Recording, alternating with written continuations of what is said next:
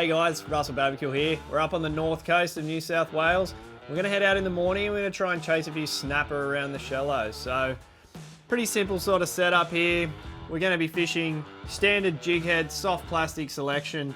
As we move into some of those different water depths, we're going to have to change up our jighead weights. So we'll probably start the morning with a 1/4 ounce jighead. That's your standard snapper application. Anywhere from 5 to 20 meters of water, depending on the current. I'll go for a 1/4 ounce to start with. As that sun comes up, we might push off into that deeper water and we might go up slightly to a 3/8, a 1/2 ounce. Just depends on how deep you go, how much wind there is, how much current. You want to have a good selection of different sizes, hook sizes and weights. We've got a different array of plastics here. We've got some 5-inch grubs, we've got some 9-inch jerk shads, very different sort of size baits, different style baits. So try and select a hook that's going to suit the bait that you're going to use. So this guy here is the Nitro Saltwater Pro Offshore. It's got a 3x hook, makes it extra strong. You can really lock up that drag, turn those fish and get them out of that nasty country. So with that hook, I want to try and pair that to the right side plastic. Now, plastics can be personal preference. Some people love grubs, some people will love a jerk shad, paddle tail style.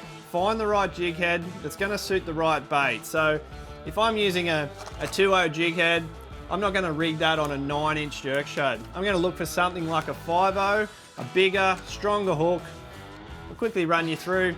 Simple way to connect your leader to your hook, and then I'll show you how I rig it on a plastic. So this is just a simple blood knot. I'll do 2 loops through the eye, 6 or 7 turns. Nothing too fancy. This is pretty much a knot I've been doing since I was about 7. Lubricate it. Pull it nice and tight. The way these jig heads are, they've got this aggressive downturn head. So I like to tie it straight to the eye of the hook. And what that will do, it'll make your plastic dart left to right as you pull it up.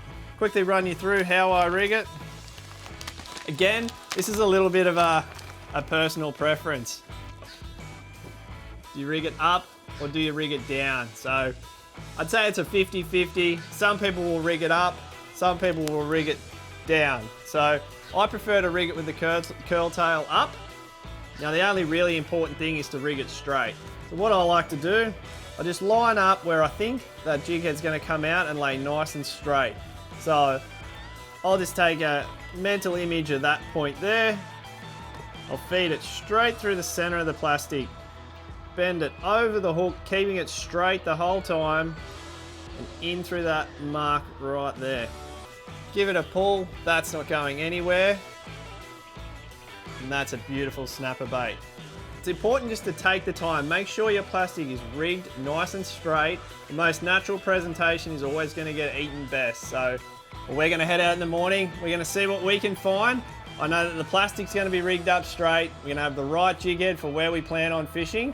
But I think I'm going to have to put this back in the packet because it's starting to make me hungry. It looks good enough to eat.